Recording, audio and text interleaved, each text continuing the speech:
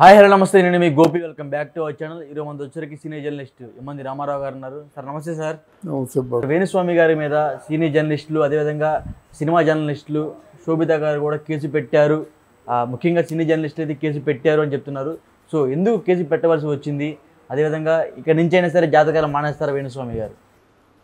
ఎందుకు కేసు అంటే ఆయన చేసిన మోసాలు అలా ఉన్నాయి. ఏంటి, ఏం మోసం చేశాడు ఆయన? అంటే మోసం చేయడం ఏంటండి, ఏదో నువ్వు 4 నెలల్లో చచ్చిపోతావు, మరి మహాతండ్రి యాగం చేయాలి, ఏదో మొత్తానికి ఎప్పుడు మృత్యువుతూను. తర్వాత ఏంటంటే ఒకసారి నీ పతనం అయిపోతావు, ఇప్పటి నుంచి నీకు ఫెయిల్యూర్ స్టార్ట్ అవుతాయి, తర్వాత ఏంటంటే నిన్ను అంతం చేస్తాయి. ఈ మాటలు చెప్పడానికి వీడెవడు అండి?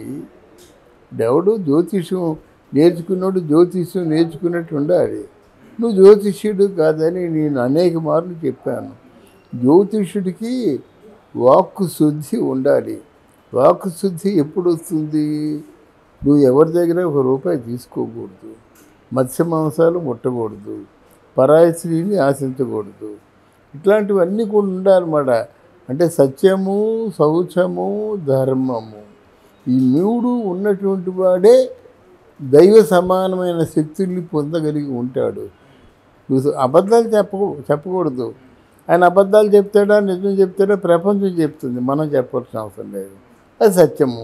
శౌచము అంటే శుచి అంటే కేవలం శుభ్రంగా స్నానం చేయడం అది కాదు. శుచి అంటే నువ్వు వేసుకున్న వస్త్రధారణగా ఒక గావంతా కప్పుకో, ఓ పంచే కట్టుకో, అది శుచి. దాన్ని శుచి అంటారు. అంతేగాని నువ్వేదో మోడర్న్ గుర్రాల తొక్క వేసుకొని అదేమవుతుందంటే నీకు కొంత ఇంటరాక్షన్ వల్ల నీ తాలూకు స్థిరత్వాన్ని దెబ్బతీస్తుంది.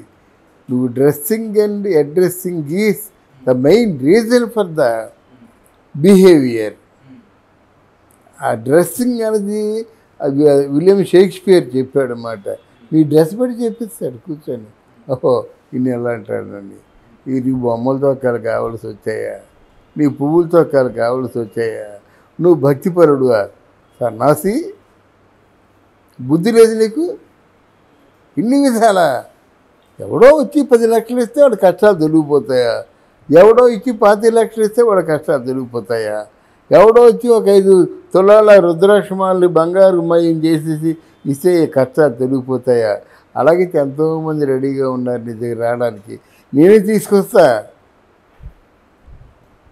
ఇతరులు పరమ లుత్సావేషాలు వేస్తున్నటువంటి వేధవా నువ్వు. నేను జైల్లో పెట్టడం కాదు, కొట్టేయాలి పట్టుకొని మనిషిని శిక్షించాలి జరిగిన దానికి. ఏమన్నా నువ్వు వెళ్ళావు, కేసీఆర్ ఏమో ఇంకో 30 సంవత్సరాలు ఆయనే సీఎం అన్నావు, డమాలో పడిపోయాడు ఆయన. నువ్వు అనపోయినా బాగుండేమో. జగన్మోహన్ రెడ్డి తాలూకా అదేదో దాని పేరేమో ఇన్నోవా వ్యాన్లో 2 కూర్చుంటున్నారు. జగన్మోహన్ రెడ్డి పక్కన ఉంటుండగా చెప్పాడు. అది చెప్పించుకోవడానికి ఆయన సిగ్గులేదు, చెప్పడానికి నీకు సిగ్గులేదు. ఏం చెప్పావు? మరో 20 సంవత్సరాలు డౌట్ లేదని చెప్పావు. డామ్ అని అట్టర్ ఫ్లాప్ అయిపోయాడు. ఇంకా వాడిని వదిలేశారంటే వాళ్ళు కనిగిరించి వదిలేయాలి, కానీ లేకపోతే ఏంటంటే ఇది అంటే మైండ్ సెట్, మైండ్ గేమ్ ఆడడం మంచిది కాదు. అంటే ఆయనకి పబ్బులు కూడా ఉన్నాయి, ఆయన మందు కూడా తాగుతారు. మందు కొడతా అని చెప్పాడు ఆయన. అంటే ఒక చేతితో మందు, ఒక చేత ముక్క ఉంటుంది, ఇంకో చేతి ఇంకొళ్ళేమో ఒక అమ్మాయిని చూస్తుంటాయి. ఈ వెధవ రండి దైవానాం మానుష రూపేణ. ఎవరైతే సత్యము, శౌచము, ధర్మంతో ఉంటాడో వాడికి వాణి పలికిస్తుంది.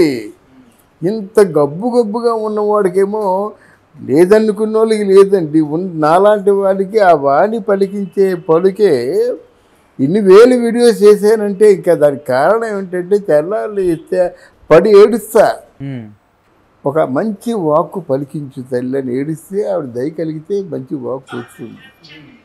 అది మాట అలాగ ఉండాలి. కానీ ఇట్లాంటి వ్యక్తులు ఇంకా ఈ మధ్యన జర్నలిస్టులు అందరూ కలిసి మరి ఆమె కేసు పెట్టడం మాత్రం జర్నలిస్టులకి మళ్ళీ మేము జర్నలిస్టులమే, మేము కూడా తిరగబడగలం, మేము కూడా తిరగబడి కేసు పెట్టగలం అనేటువంటి అంశం వెలుగులోకి వచ్చినందుకు నాకు చాలా ఆనందంగా ఉంది.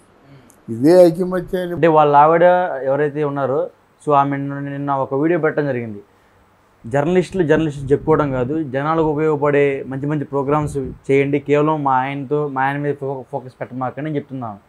సో ఆమె వర్షం ప్రకారం మీరేం చెప్తారు?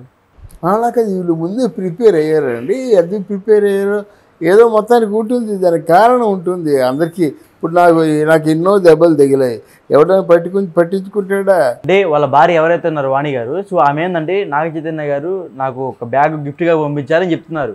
ఎవరు? వేణుస్వామి వాళ్ళ ఆవిడ నాగ చైతన్య అడుగుతుంది. సో ఎందుకు మళ్ళీ లేదే అడిగారు?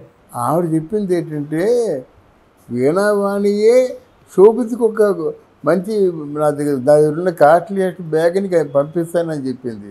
మీరు ఎలాగో తప్పుగా అర్థం చేసుకున్నారు. ఇది ఆవిడ వీణావాణి ఏం చెప్పిందంటే, ఇది పెళ్ళైన సందర్భం కంటే మీ విడాకులను కోరుకోవటం లేదు, పైగా వాళ్ళ మంచిని మేము కోరుకుంటున్నాము అనేదో అలాగన్నాడు కానీ అని చెప్పింది. నాకు మాత్రం చాలా గౌరవం ఉంది ఆవిడ మీద, ఒక మంచి వ్యానిటీ బ్యాగ్ ఇచ్చి ఇద్దాం అనుకున్న, చాలా కాస్ట్లీ నా దగ్గర ఉన్నది అని చెప్పింది. అది వద్దులేండి అవన్నీ. ఓకే. ఇక్కడ ఏంటంటే జర్నలిస్టుని మనం ఇప్పుడు జర్నలిస్టులు ముందుకు రావడం మాత్రం చాలా గొప్ప విషయం అండి. ఒకప్పుడు జర్నలిస్టులనేమో ఇంటికి ఒక శ్రేయోభిలాషులుగా చూసేవాళ్ళు ప్రొడ్యూసర్లు, డైరెక్టర్లు. కానీ ఈరోజు జర్నలిస్ట్కి ప్రవేశం లేదు. జర్నలిస్ట్కి షూటింగ్ జర్నలిస్ట్ ఎప్పుడు వస్తాడా అని చూసినటువంటి రోజుల నుంచి జర్నలిస్ట్కి ప్రవేశం లేదనే రోజుల వరకు వచ్చాయి కనుక మన ఐకమత్యం గురించి చాలా గొప్పగా మనం చెప్పుకోవాలి. ఎవరికి ఏదో కొంతమంది ఉన్నారు, వాళ్ళు బాగుంటే చాలా కానీ సీనియర్స్ని గౌరవించడం, సీనియర్స్ని పిలవడం కొద్దిమంది లిస్టే ఉంటుంది జర్నలిస్టులలో. మళ్ళీ వాళ్ళు 100 ఏళ్ల జర్నలిజం చరిత్రలో తీసుకుంటారు. వరదరాజు రాశారండి, మన చచ్చిపోయాడు వరదరాజు. ఆయన 100 ఏళ్ల జర్నలిస్టుల చరిత్ర రాశాడు. అందులో నాకు ఒక పేజీ ఉంది, అడిగి తీసుకున్నాడు. అలాగే ఈయన రాశాడు, ఎవడు వినాయకర్ గారు రాశాడు జర్నలిస్టుల చరిత్ర. నా గురించి అడిగితే నేను ఇవ్వలేదు. ఎందుకయ్యే నాకు కొంచెం బాధగా ఉంది. ఆ బాధ తీర్చే వాళ్ళు ఎవరు లేరు. ఆ చిరంజీవి లాంటి వాళ్ళ దగ్గరికి వెళ్ళి కలిసి చెప్పాలి. సరే నాకంత ఓపెన్ అయిపోయి కాదు, లో ప్రొఫైల్ మెయింటైన్ చేస్తా. మనం చెప్పిన మాటలు వింటారు కానీ మనల్ని ఎవరు చూస్తారండి? మనకే అవసరం ఉంది, మనం ఇలాగంటే వెళ్ళాలి. ఇది అవసరం లేనప్పుడు వెళ్ళవలసిన అవసరం లేదు కదా మనకి. అడగని ఊహో కాదు, నేను తిండి నాకు ఉంది, తినే తిండి ఉంది, వైద్యానికి ఆరోగ్యానికి బాగుంది. ఎవరైనా ఇంతకంటే నాకు వద్దనుకోవడంలో గొప్పతనం ఉంది, కానీ నాకు కావాలనుకోవడంలో గొప్పతనం ఉంది. మనకి ఏమి వల్ల ఆయన ఇస్తాడు. ఇది విషయం ఏంటంటే జర్నలిస్టుల ఐకమత్యాన్ని కూడా మనం చాలా ఎప్రిషియేట్ చేయొచ్చు. అలాగే ఎవరికి ఏ బాధ వచ్చినప్పుడు కూడా తల్లో 4లాగా కాపాడుకుంటూ మన జర్నలిస్టుని కాపాడిపోతే ఎలాగవుతుంది చెప్పండి. ఈరోజు వాసిరాజు ప్రకాశ్తో నేను ఆయనే ఉన్నాం. ఆయన పెద్ద జర్నలిస్టు. అంటే ఏదైనా ఫంక్షన్లకి వాటికి అట్లాంటి పెద్దవాళ్ళని పిలిచినట్టయితే ఇంట్లో కూర్చున్నటువంటి పెద్దవాళ్ళకి అదే కదా మీరు ఇచ్చే గౌరవం. ఓకే. ఇప్పుడు వాసిరాజు ప్రకాశరావు గారు జర్నలిస్టు, ప్రొడ్యూసరు, మళ్ళీ జర్నలిస్టు, నేషనల్ అవార్డు తీసుకున్నారు. ఆయన రాకపోయి ఉండొచ్చు, వాళ్ళు రావడం మీకు గొప్ప. ఇప్పుడు నాలాంటి వాళ్ళు రావడం మీకు గొప్ప. అంటే ఎందుకంటే సందర్భం వచ్చింది కానీ చెప్తున్నాను అన్నమాట. అంతేగాని మన తాలూకు అనుభవాలు రావు కదా. ఒకవేళ మేమంటూ లేకుండా పోయినట్టయితే అక్కడి నుంచి అయిపోయి పాతరే చేసినట్టే. ఇక్కడ జర్నలిస్ట్ని 2 భాగాలుగా చేయవచ్చు.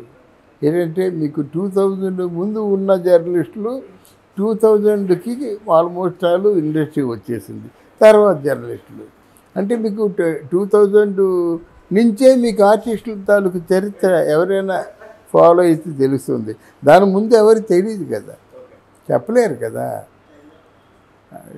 అందువల్ల ఇది ఇంకా వేణుస్వామి లాంటి ఒక స్టూపిడిటీ ఉన్నటువంటి ఎస్ట్రాలజర్ని కొన్నాళ్ళు శిక్ష వేసి ఇక ముందైనా బాగా బతకరా అంటే బాగుంటుంది. అది అంటే శిక్ష లేకుండా మాత్రం వదలకూడదు.